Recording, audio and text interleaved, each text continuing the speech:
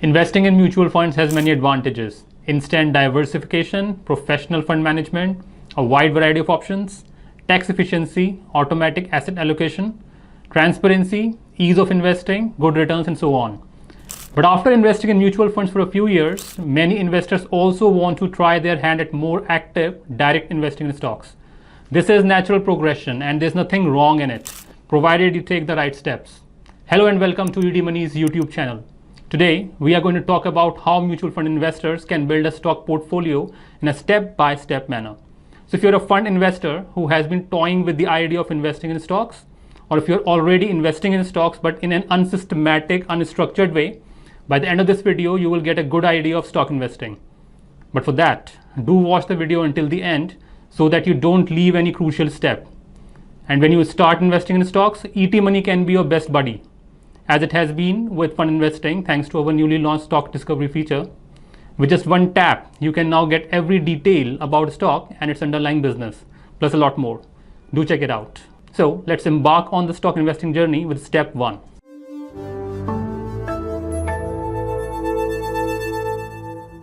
So when you started investing in funds, you started with a certain asset allocation, maybe 75% equity, 15% debt, and 10% gold. When you start investing in stocks, it's similar. First, decide what allocation you would like to have towards active stocks. Now, stocks are a subset of equities, so part of your equity allocation can be stocks. It's always good to start small and then raise your allocation to stocks as you gather more experience. But the allocation shouldn't be so small either that it doesn't even move the needle and doesn't motivate you enough.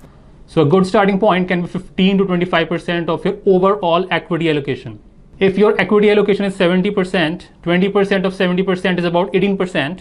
So your new asset allocation becomes 52% equity funds, 18% stocks, 20% debt, and 10% gold. Your asset allocation and your stock allocation should be your guiding star amid market movements. That means you should always follow it and rebalance your portfolio from time to time to restore it. That also means you will continue to invest in equity funds and other assets and won't ignore them in favor of stocks.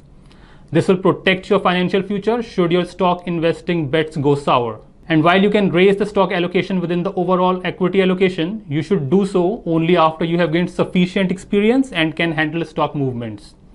You should avoid raising the stock allocation just because the market is going up, or you have tasted some initial success, or your neighbor has made a killing in the stock market. Let's move to the next step now.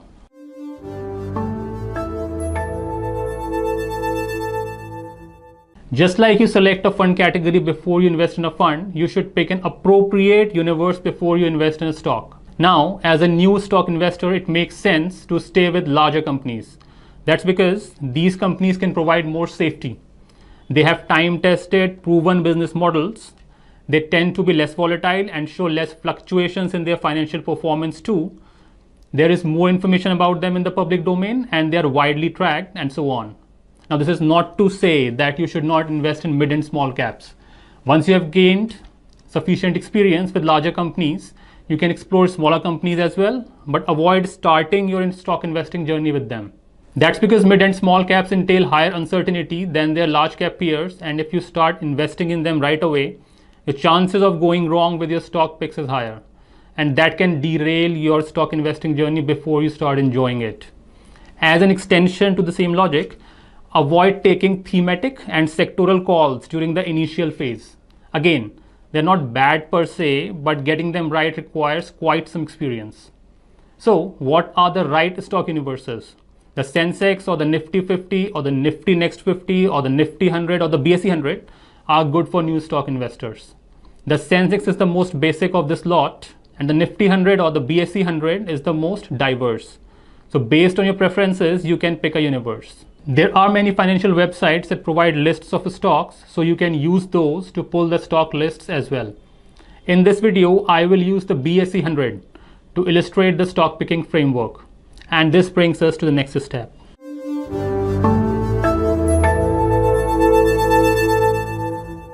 Now from the stock universe that you have selected, you will need to pick the deserving stocks. That can be done by applying a few fundamental criteria.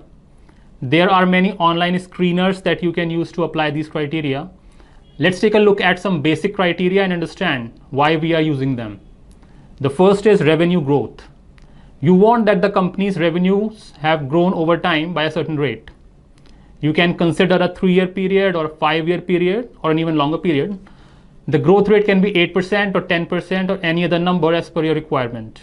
The second is profit growth. Just like revenues, the company's profits should have also increased over time by a certain rate. Again, you can consider a 3-year or a 5-year period. The minimum growth rate can be 10% or 12% or any other number as per your requirement. But why worry about revenue and profit growth? The growth in revenues and profits is directly proportional to the rise in the stock price. In other words, companies that register decent revenue and profit growth often see their stock prices go up. And as a stock investor, you always want the stock price to appreciate, right? Well, next comes return on equity. Return on equity is an important profitability metric. It shows what returns a company is earning on its shareholders' equity or net worth. The higher the ROE, the better. Let's consider the minimum ROE requirement to be 15% in the last 1 year and also 15% on average over the last 5 years. Finally, the valuations should be moderate. Now, there are multiple tools for assessing valuations. Let's use the PE or the price to earnings ratio. It's derived by dividing the stock price by the earnings per share. Now, the PE ratio in itself does not tell us whether a stock is cheap or expensive. It has to be put into perspective. One way to do so is to compare the current PE of a stock with its historical median. Let's select companies that are currently available below their 5-year median PE ratio. If we apply these basic criteria, 5-year revenue growth more than 8%, 5-year profit growth more than 12%, current and 5-year average ROE more than 15%, and current PE less than the 5-year median PE on the BSE 100, we are left with just 11 stocks. These are Asian Paints, Bajaj Finance, Bajaj Finserv, Dr. Reddy's Labs, Eicher Motors, HDFC Bank, ICICI Bank, IRCTC, Pidilite Industries, PI Industries, and Titan Company. We have applied only some basic criteria to arrive at these stocks. There are some other criteria also that you can explore, such as the debt to equity ratio, operating margin, and cash flow from operations. Now, the debt to equity ratio is a leverage tool that helps us assess how indebted a company is. It's derived by dividing the total liabilities of a company by its shareholders' equity. How much debt a company can manage is company specific, but a good number to aim for is less than 1. But do note that the debt to equity ratio is not relevant for banking and finance companies.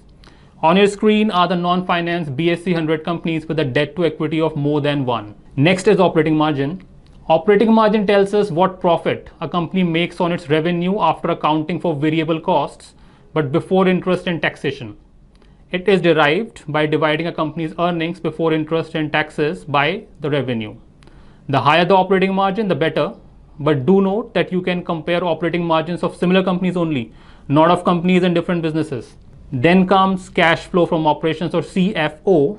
Now, the CFO tells us what amount of money a company brings in from its core business operations. The CFO takes into account the actual cash value and hence is a more reliable tool than the profit figure, which can be manipulated. Broadly, the CFO should be positive and one can compare it with the profit figure to see how much cash is coming in via operations. A high profit figure but a low CFO can be a potential red flag. But do note that cash flows from operations are not a relevant metric for banking and finance companies. On your screen are non-finance BSE 100 stocks with a negative cash flow from operations. While considering any of these stocks, exercise caution.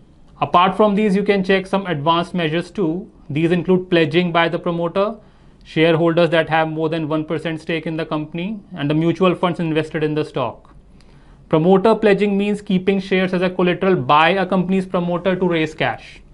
A high pledge can be a red flag as it shows a desperate need on the part of the promoter for cash, and this is something which needs to be investigated. For instance, consider Vedanta.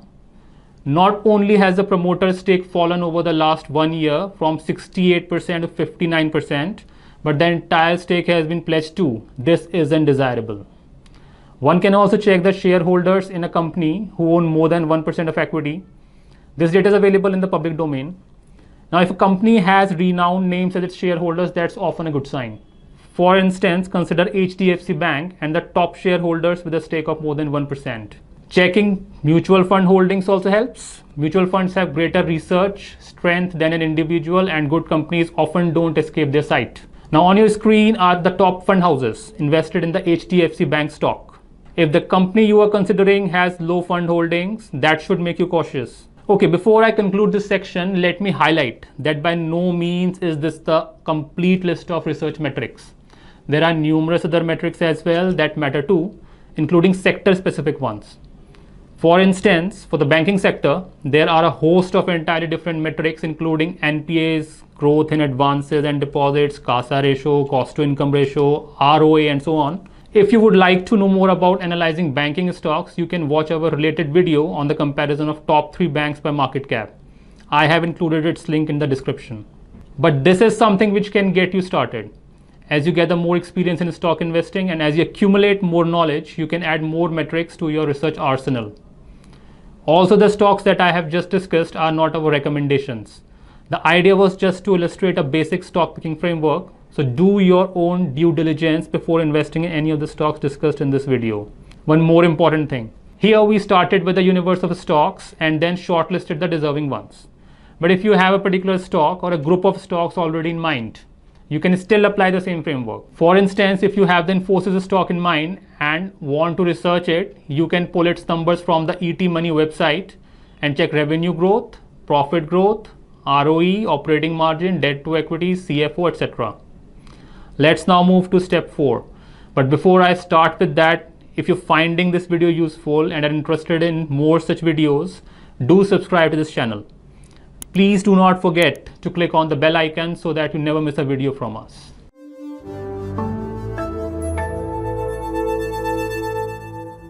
Okay, so after you have shortlisted companies using your desired metrics, you next need to dig deeper.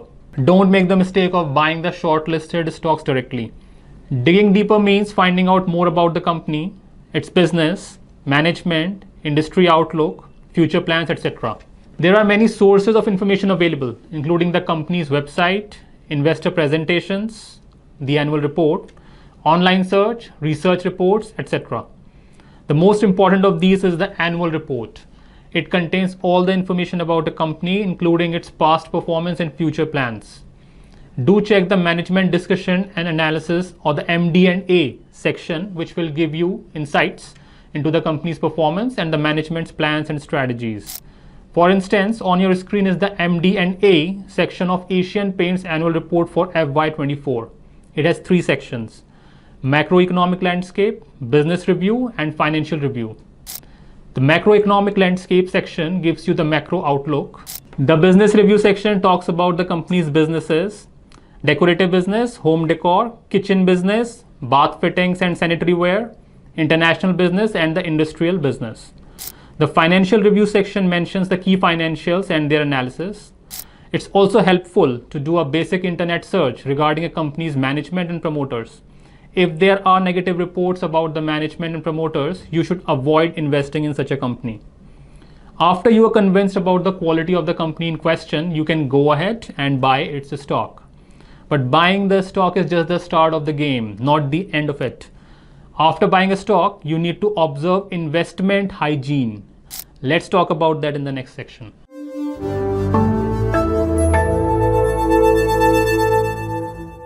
Investment hygiene means the set of do's and don'ts you need to follow as a stock investor.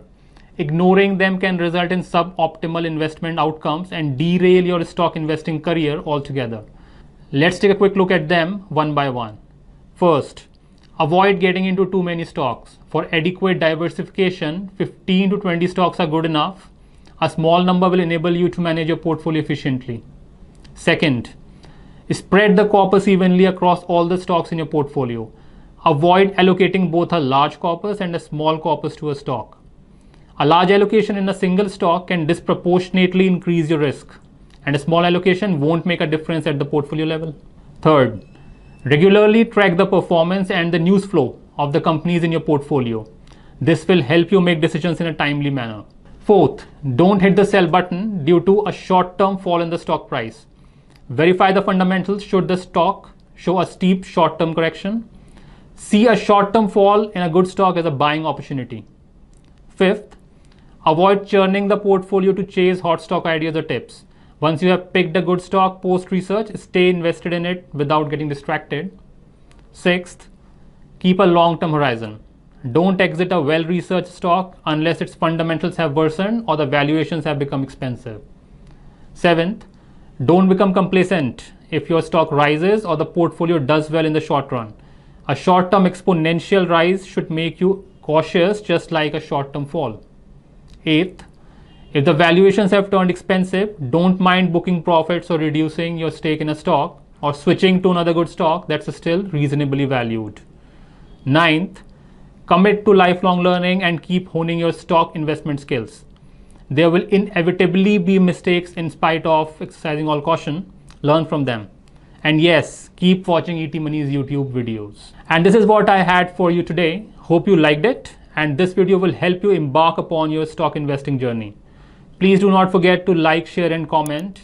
And I'll be back soon with another analysis. Bye for now. Investment in securities market are subject to market risks. Read all the related documents carefully before investing.